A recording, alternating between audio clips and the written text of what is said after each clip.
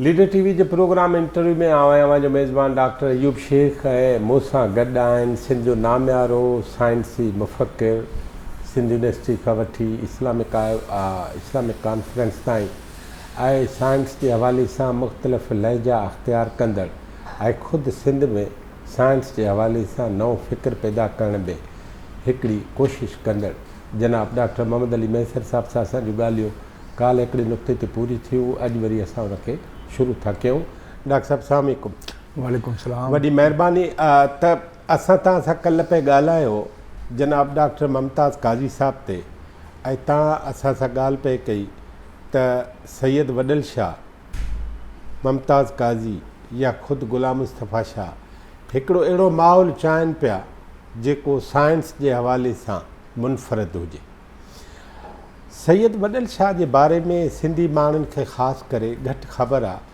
तव्हां जे उन जे बारे में ॿुधायो त हुन छा पिए चाहियो, ओचितो उन जो अटैक थी वियो, गुज़ारे वियो ऐं उन जे अटैक खां पोइ हिते कई थ्योरियूं बि हलियूं त उनखे मारियो वियो, साइंसदान हिकिड़ो क़त्ल थी वियो सिंध जो, ॿियो टियों सभु ॻाल्हियूं।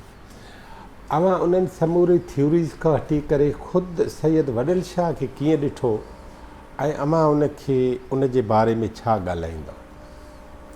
शाह साहब जीअं कल्ह बि आउं अर्ज़ु कयो त शाह साहब जो साइंस एंड टेक्नोलॉजीअ में तमामु घणो इंट्रस्ट हुयो ऐं हक़ीक़त इहा आहे त मुमताज़ काज़ी साहब जॾहिं हलिया विया इंस्टीट्यूट ऑफ केमिस्ट्रीअ मां सिंध गवर्नमेंट में एज़ सेक्रेटरी एजुकेशन, त जेके बि उते PhD करण जे लाइ पोइते स्टूडेंट्स छॾे विया हुआ उहे सभु उन्हनि जी अॻुवाणी सैयद वॾल शाह साहब शुरू कई।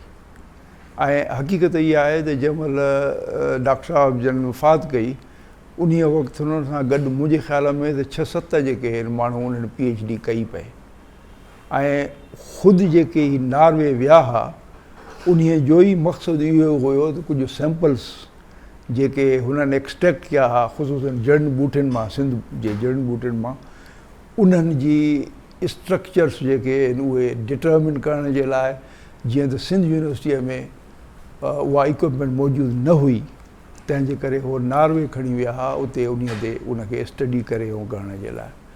सो शाह साहब जो मुंहिंजे ख़्याल में त ख़ुसूसन केमिस्ट्रीअ में ऐं उन वक़्तु ॿी साइंस जा जेके बि शोभा हुया उन्हनि में एतिरी तरक़ी न हुई।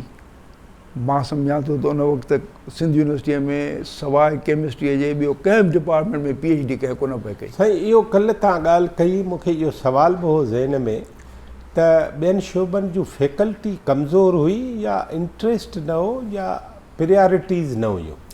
मुंहिंजे ख़्याल में फैकल्टीज़ कमज़ोर हुयूं। अच्छा। उन वक़्तु छो त लैंग्वेज राइट्स खां पोइ ॿियनि सभिनी डिपार्टमेंट्स में जनरली स्पीकिंग असांजा जेके हुया प्रोफेसर वग़ैरह उहे आला तालीम याफ़्ता हुया पर उहे पंहिंजो सिंधी स्पीकिंग न हुआ ऐं उहे होरियां सभु छॾे विया सिंध यूनिवर्सिटीअ मां, निकिरंदा विया। इन जे करे नतीजे में सभु फैकल्टीज़ कमज़ोर थी वयूं।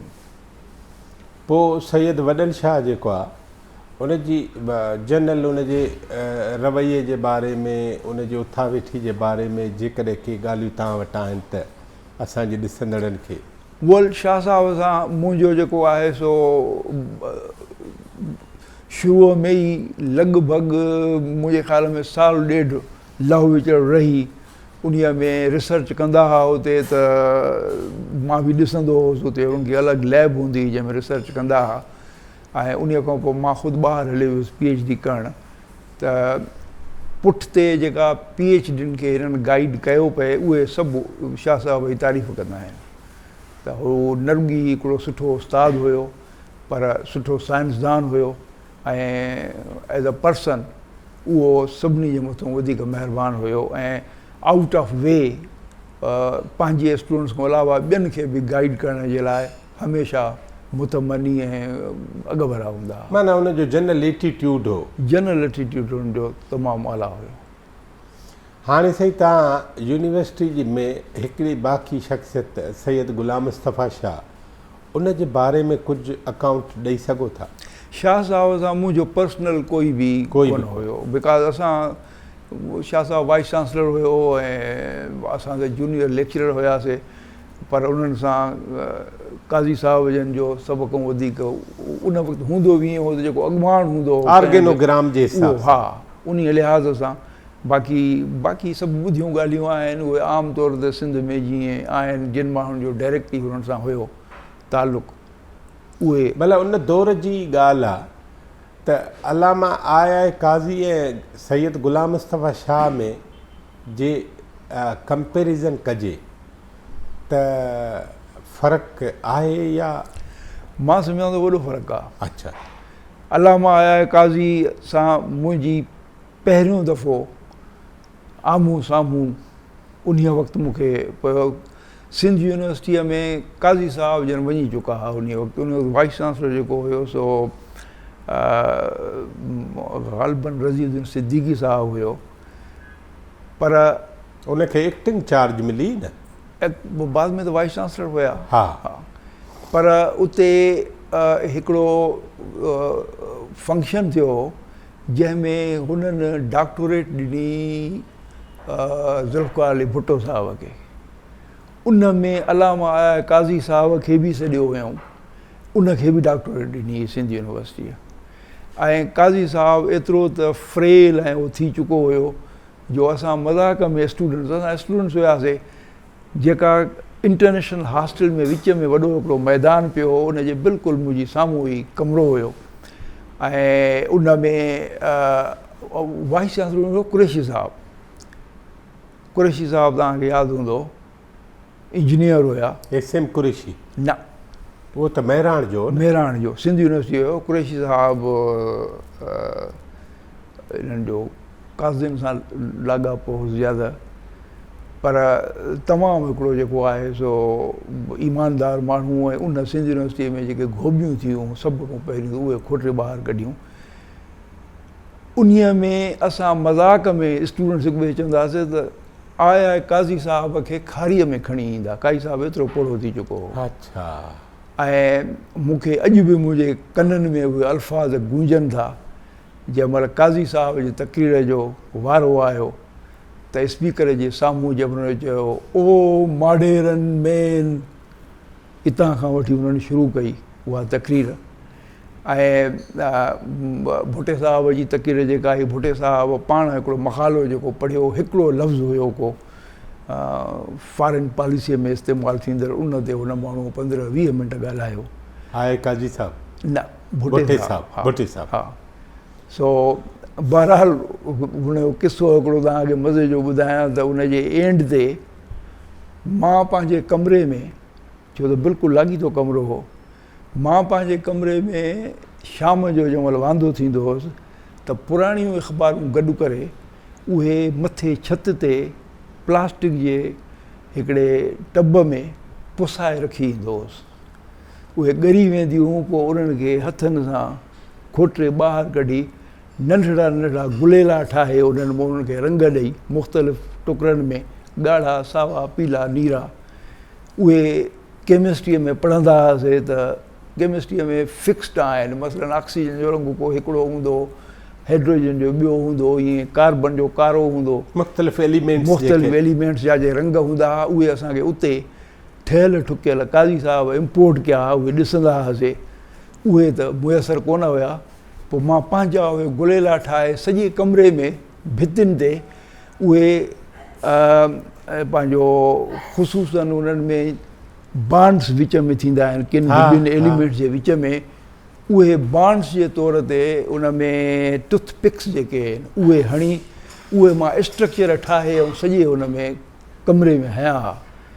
ऐं केमिस्ट्रीअ में इहो मशहूरु आहे, टाटोमरिज़म्स ॾींदा आहिनि उनखे। उन में बांड हिकिड़ी जाइ खां ॿिए पासे ॾे वेंदो आहे, स्ट्रक्चर चेंज थी वेंदो आहे। कीटो इनाल टाटोमरिज़म्स ॾींदा आहिनि उनखे। सो मां उनखे डिपिक्ट करण जे लाइ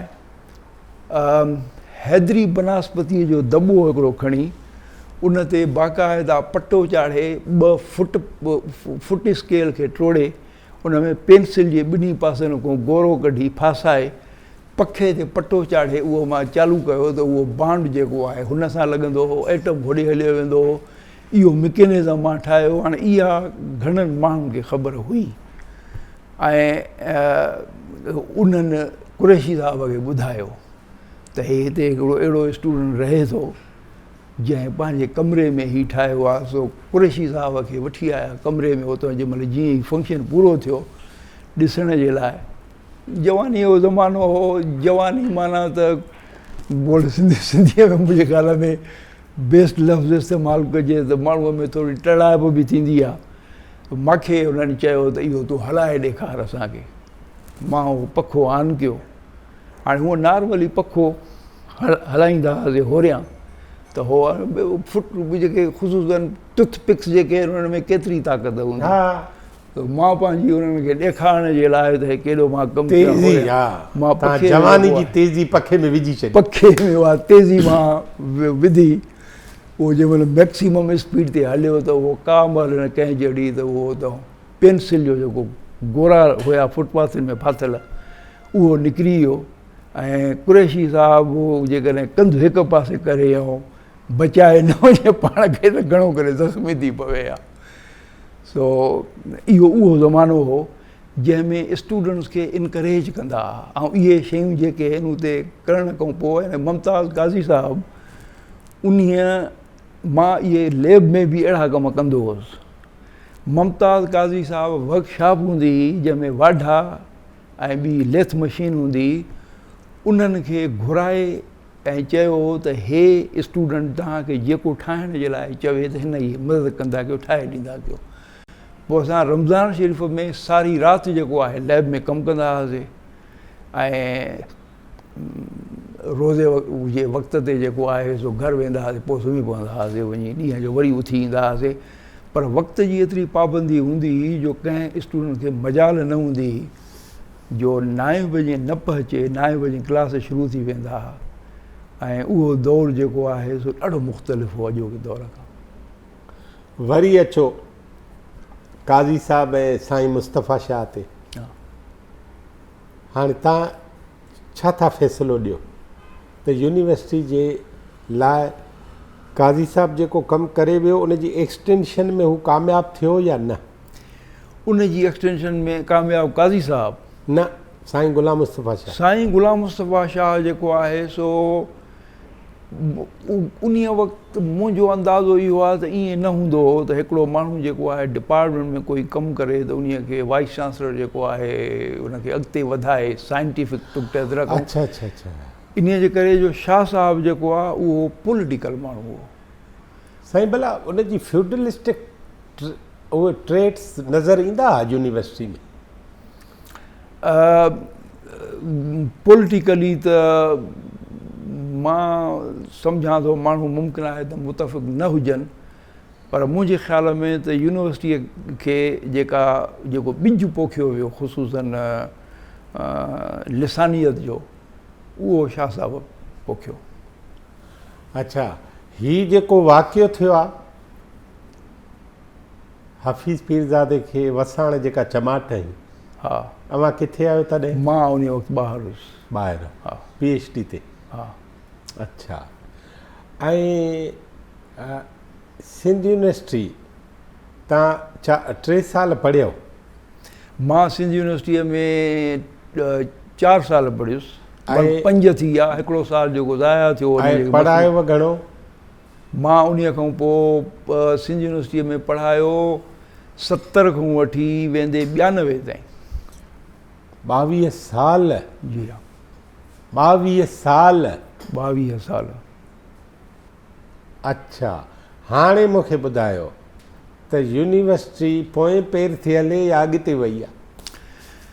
मुंहिंजे ख़्याल में पाकिस्तान में हिन वक़्तु जेके यूनिवर्सिटियुनि ॿाहिरां ॾिठियूं आहिनि उन लिहाज़ सां हिकिड़ी बि अहिड़ी यूनिवर्सिटी कान्हे पब्लिक सेक्टर में जंहिंखे माण्हू चई सघे त हीअ ॿाहिरीं इंटरनेशनल लेवल ते स्कूल जे लेवल ते आहे। चवनि था IBA कराची ऐं सखर ओड़ी आहिनि, चवनि था। मुंहिंजे ख़्याल में इहे जेके माण्हू चवनि था उहो ज़ाहिर आहे त उन्हनि जी पंहिंजी महदूद मालूमात आहे। कैनवास ओतिरो ई एग्ज़ैक्टली। हाणे साईं यूनिवर्सिटी ऑफ सिंध ते तव्हां ॻाल्हायो, माइक तव्हांखे ॾिनीसीं, हाणे तव्हां सिंध यूनिवर्सिटी ते ॻाल्हायो, शुरू खां वठी आख़िर ताईं मसइला, मुश्किलातूं, चङायूं, फ़ाइदा, ऐं हिन सिंध सां इन इदारे छा कयो आहे, पॉज़िटिवली नेगेटिवली, पॉलिटिकल मामला बि ॿुधायो, ख़ुदि पॉलिटिक्स हिन इदारे में छा कयो आहे, या जेका कापी आहे उहा कीअं शुरू थी आहे, इहे सभु ॻाल्हियूं असांखे जेकॾहिं ॿुधाए सघो। मां ऐं मुंहिंजो पूरो नसुल मां खां कुझु अॻु में ऐं शायदि बाद में बि मां सिंध यूनिवर्सिटी जनरली सिंध जे तालीम ते टे जेके आहिनि उहे मुंहिंजे नज़र में स्टेजिस आहिनि जंहिंमां गुज़री आहे। पहिरीं स्टेज जंहिंखे मां प्रोडक्टिव एजुकेशन थो सॾियां। प्रोडक्टिव पैदावारी, जी हा, पॉज़िटिव, जी हा। ऐं प्रोडक्टिव एजुकेशन जो मुंहिंजो तसवुरु इहो आहे त तव्हां स्टूडेंट खे सेखारियो त हे बिजलीअ जे प्लग में जेकॾहिं तूं आङुरियूं विझी ऐं बटण लाहींदे त शॉक लॻंदी मरी वेंदी। That's productive education. उन खां पोइ इहा प्रोडक्टिव एजुकेशन जेका सिंध यूनिवर्सिटी में हुई उहा 70 वारे ॾहाके में ग़ालिबन ज़ियाउल हक़ जे अचण खां कुझु अॻु में उहा पंहिंजे आख़िरी मराहिल ते पहुती ऐं पोइ उन दम टोड़े छॾियो पंहिंजो। उन खां पोइ सेकेंड स्टेज शुरू थी थिए जंहिंखे मां अनप्रोडक्टिव एजुकेशन थो सॾियां। उहा इहा आहे त स्टूडेंट खे ॿुधायो वञे त जेकॾहिं प्लग में 2 आङुरियूं विझी बटण हेठि कंदव त हयाती हूंदो त बची पवंदो, जेकॾहिं न त तव्हांजो ख़ात्मो थी वेंदो। इहो सिलसिलो जेको आहे 90 वारे ॾहाके जे एंड धारा ख़ुसूसन ज़ियाउल हक़ जेको हुनजो बुनियादु विधो जंहिंमें मज़हब जी ख़ुसूसन साइंस में जेका आहे सा उहा अचणु शुरू थी, उहो उते पूरो थियो। इंटरमिंगल कराई। उन खां पोइ आख़िरी जंहिं हाणे लेवल ते आहे उहा हुई जंहिंखे मां सॾियां थो काउंटर प्रोडक्टिव एजुकेशन। यानी जेकॾहिं ॿार खे तव्हां तालीम न ॾियारायो त उहो शायदि वधीक अकुलमंद ऐं वधीक हूंदो, दानिशमंद हूंदो, पढ़ण खां न पढ़णु चङो। हा, सो उनजो मिसाल इहो आहे त इन्हीअ स्टेज ते ॿार खे उनखे स्टूडेंट खे सम्झायो वियो त जेकॾहिं 2 आङुरियूं तव्हां हुन में विझी प्लग में बटण लाहियो ऐं अलाह अकबर चओ त बाबा कुझु न थींदुई, तूं बिल्कुलु ठीकु ठाकु आहे। इहा आहे मुंहिंजे नज़र में काउंटर प्रोडक्टिव एजुकेशन। साइंस तोड़े आर्ट्स जे मैदान में असां वटि हिन वक़्तु जेके आहिनि, जेका मौजूदा सिंध में हालात आहिनि, उन में फ़लसफ़ी ऐं वॾा आलिम जेके आहिनि पैदा थी नथा सघनि। फ़लसफ़ी ऐं आलिम त अॻु में बि पैदा कोन पिया थिया, पर शायदि हिन दौर में जेको आहे उहो मुमकिन कोन्हे। मां रेयरली स्टूडेंट सां मुलाक़ात मुंहिंजी थिए थी कॾहिं कॾहिं, पर मां हिन नए जदीद दौर जे प्रोफेसरनि सां, ऐं मां इहा प्रोफेसरनि जे ग्रुप ते उमूमन लिखंदो आहियां, जंहिंमें हाणे इहो आहे त केतिरा माण्हू जेके आहिनि से मुंहिंजी कल्ह ई मां हिकिड़ो कंहिं वीडियो हुयो, हुनजी हुई वॉइस मैसेज ई, उन जे जवाब में मां कमेंट लिखियो अंग्रेज़ीअ में, जंहिं ते कंहिं ॿिए वॉइस मैसेज मोकिलियो त असां सिंधी जो आहे छो था अंग्रेज़ीअ में लिखूं जॾहिं सिंधी लैंग्वेज आहे, ऐं उहा बि लिखूं छो, उनखे तव्हां छो नथा जेको आहे सो वॉइस मैसेज मोकिलियो त सभई सम्झी सघनि। जंहिंजे वरी जवाब में मां हुनखे लिखियो त पोइ तव्हांजो अरबीअ जे मुतलिक़ छा ख़्यालु आहे ऐं अंग्रेज़ी जेका लेक्चर्स में पढ़ाई थी उन मुतलिक़ छा ख़्यालु आहे। तव्हांखे हक़ु हासिलु आहे त तव्हां भली इहो चओ, पर तव्हां माण्हुनि खे मजबूर कीअं करे सघंदव। सिंधीअ में किन माण्हुनि खे दिक़त आहे टाइप करण में, ख़ुसूसन फ़ोन ते, सो जेकॾहिं उहे लिखनि था तव्हांखे सम्झ में नथी अचे त तव्हां भली न ॿुधो, पर इहो कीअं था तव्हां चई सघो त मुर्गो अंग्रेज़ीअ में लिखणु जेको आहे उहो सिंधीअ सां दुश्मनी आहे? ईअं न आहे। सो हिन वक़्तु जेका पोज़ीशन आहे उहा इहा आहे त मुंहिंजे ख़्याल में त लेक्चर रूम्स वग़ैरह में बि जेके प्रोफेसर अचनि था पिया वाइस चांसलर थी, मूंखे यादि आहे त अताउर रहमान साहिब जन उन वक़्तु कामस्टेक में इहा पॉलिसी जेका ही जंहिं महिल एडॉप्ट पई थी, मिनिस्टर एजुकेशन जा बि हुया, उहा इहा पॉलिसी हुई त वाइस चांसलरनि जा इंटरव्यू कया वञनि, जंहिं ते मांसां हुनजो काफ़ी हुयो, लॻभॻि सॼो ॾींहुं वास्तो हूंदो हो मुंहिंजो। मां हुनखे हिकिड़ो दफ़ो चयो ऐं उन खां पोइ बि मां 2-3 दफ़ा इहो ज़िक्र हुननि सां ई करे चुको आहियां त वाइस चांसलर जेका आहे उहा इंतिहाई हाईएस्ट लेवल जो स्टेचर हुनजो तमामु हाई आहे। तव्हां जेकॾहिं उन्हनि खे घुराए अहिड़ा माण्हू जो कमरनि में वेठा हुजनि, 10-10, 15-15 माण्हू इन इंतज़ार में इंटरव्यू थींदो, इंटरव्यू करण वारा जेके आहिनि उन्हनि जो पंहिंजो स्टेचर हुन खां ऊचो कोन्हे। सो पुराणो तरीक़ो जेको हुयो उन में ईअं हूंदो हो त वाइस चांसलर 2 या 3 माण्हू जेके भड़ हूंदा हुआ, दानिशमंद हूंदा हुआ, जिन जी तालीमी लियाक़त एतिरी हूंदी, उन्हनि खे इनवाइट कयो वेंदो हो। उन्हनि मूं कंहिं हिकिड़े खे जेको चङे में चङो गवर्नर सम्झंदो हो उनखे घुराए उनखे रिक्वेस्ट कंदो हो, इहो कोन चवंदो हो त तोखे असां अपॉइंट था कयूं, रिक्वेस्ट कंदो हो त तव्हां वाइस चांसलर थियण जे लाइ मां तव्हां रिक्वेस्ट थो कयां, महिरबानी करे एक्सेप्ट कयो। ऐं उन्हनि जी लेवल इन जे करे स्टेचर इहो हूंदो हो।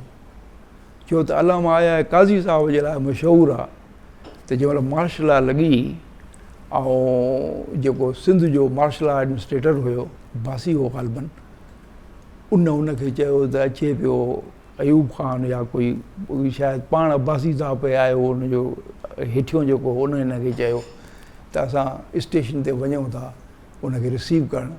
त काज़ी साहिब हुनखे जवाबु ॾिनो त मुंहिंजो हुन सां कोई वास्तो कोन्हे, मां तालीम सां वास्तो आहे मुंहिंजो, मां छाजे खां हुनखे करणु वेंदुसि। ऐं ग़ालिबन हिकिड़ो सबबु कोन हो, केतिरा ई सबबु हूंदा।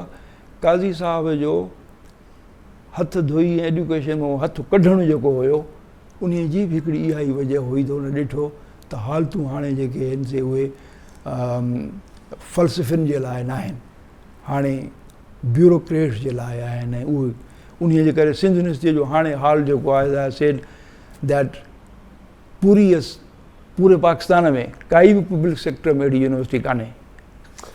काज़ी साहब केसि ताईं वीसी रहिया? अलामा आया काज़ी साहब असांजे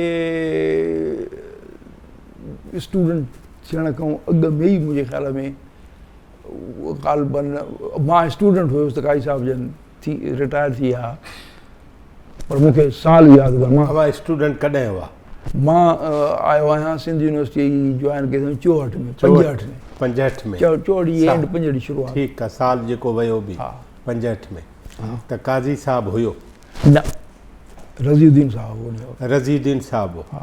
काज़ी साहब वञी चुको। काज़ी साहब वञी चुको।